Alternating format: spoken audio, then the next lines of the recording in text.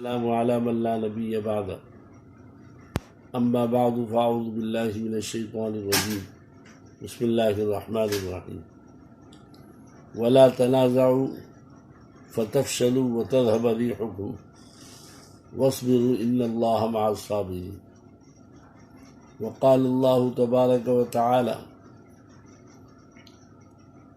واعتصموا بحبل اللہ جميعا ولا تفرقوا صدق اللہ العظیم۔ معزز سامعین کرام، گزشتہ کچھ عرصے سے دعوت و تبلیغ میں اختلاف شروع ہو گیا اور دو گروپ بن گئے۔ ایک گروپ اپنے آپ کو عالمی شورا کہتا ہے اور دوسرا گروپ اپنے آپ کو امارت کے دعویٰ کر کے ان سے علیحدگی اختیار کرتے ہیں۔ دعوت و تبلیغ کا ایک کام ایسا تھا کہ جن میں نہ کوئی اختلاف تھا اور وہ خالص ایک جماعت تھی جن کا مقصد امر بالمعروف اور نہی عن المنکر تھا۔ آج وہ کام اپنے نہج سے ہٹ کر دنیا کے اندر دو فرقوں میں تقسیم ہو چکا ہے، دو طبقات میں تقسیم ہو چکا ہے، جس کی وجہ سے دنیا کی ایک یہ واحد جماعت تھی جو دین کے کام کرنے میں مخلص بھی تھی اور ان میں آپس میں اتفاق اور اتحاد بھی۔ اللہ تعالیٰ نے فرمایا کہ اگر تم جھگڑا کرو گے تو تم بزدل بھی ہو جاؤ گے اور تمہاری ہوا بھی نکل جائے گی۔ دوسری جگہ اللہ تعالیٰ فرماتا ہے کہ ولا تفرقوا، آپس میں اختلاف پیدا نہ کرو۔ لہذا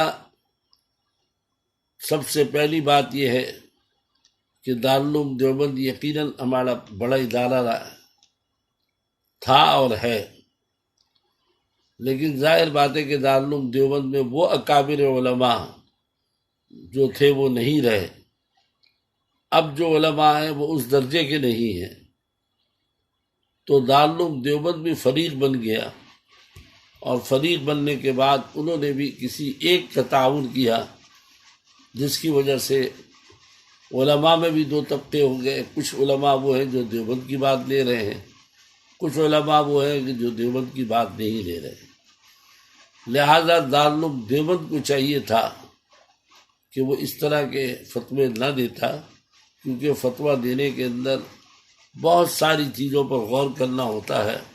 غور کیے بغیر وہ فتویٰ دیا گیا، جس کے نتائج جو ہے اس فتوے کے آنے کی وجہ سے اچھے نہیں ہوئے۔ لہذا دارالعلوم دیوبند کا جو ایک نام تھا، اس فتوے کی وجہ سے وہ نام کو بھی نقصان پہنچا ہے، جبکہ وہ ہمارے اکابر کی ایک بہت بڑی نشانی ہے۔ پھر دوسری بات یہ ہے کہ مولانا سعد صاحب کے متعلق جو اشکالات کیے گئے، ان کا وہ اشکالات کا رجوع کرنا تقریراً تحریراً ہر طرح آ چکا ہے کہ انہوں نے رجوع کر لیا ہے۔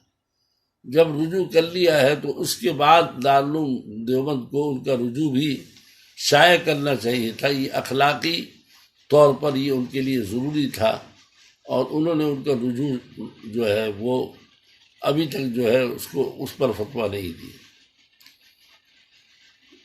تیسری بات یہ ہے کہ اللہ تعالیٰ نے قرآن پاک میں فرمایا ہے نبی علیہ الصلاۃ والسلام کو وشاورہم فی الامر، کہ آپ جو بھی کام کریں وہ مشورے سے کریں۔ تو نبی ایک امیر تھا اور امیر کو حکم دیا مشورے سے کریں، اور اسی طرح قرآن کی دوسری آیت میں وَأَمْرُهُمْ شُورَىٰ بَيْنَهُمْ، تمہارے درمیان جو بھی معاملات ہوں وہ شورا سے طے ہوں۔ یہ کہنا کہ شورا بغیر امیر کے ہوگی اور شورا ہر 2 دن اور 4 دن کے بعد جو ہے وہ فیصل کو تبدیل کر رہے گی، یہ بالکل شرعی اعتبار سے، قرآن و سنت کے اعتبار سے غلط ہے۔ اور اس طرح نظام بھی نہیں چل سکتا کہ ہر مہینے یا ہر 4-5 دن کے بعد فیصل تبدیل کیا جائے۔ اس کے نتائج جو ہے وہ خراب ہی ہوں گے، اور اس کے نتائج اچھے نہیں ہوں گے۔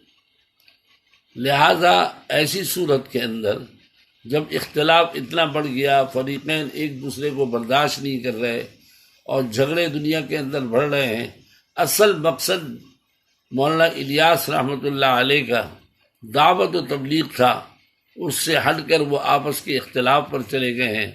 جس مسجد میں جاتے ہیں وہ سوال کرتے ہیں کہ آپ کا کس سے تعلق ہے، تو اس لیے یہ واضح رہے کہ شورا کا وجود بغیر امیر کے کوئی حیثیت نہیں رکھتا، اور امیر جو ہے اس کو بھی چاہیے کہ وہ شورا کی بات کو مان کر چلے، شورا، لیکن یہ کہنا کہ مخصوص شورا کی بات کو مان کر چلے، یہ امیر کے لیے قید لگانا صحیح نہیں ہے۔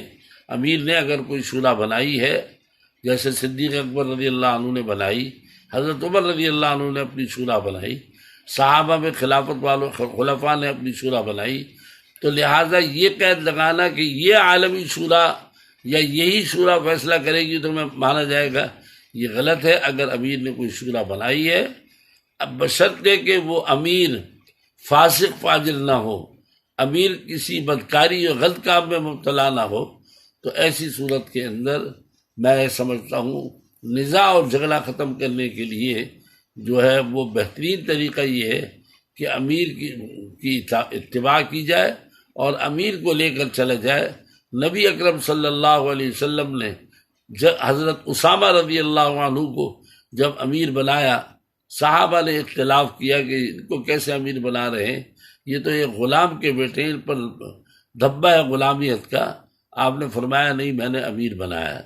تو امیر کے لیے یہ بھی ضروری نہیں ہے کہ وہ امیر جو ہے وہ بہت بڑا صاحب حیثیت ہو خاندانی اور شرافت کے اعتبار سے۔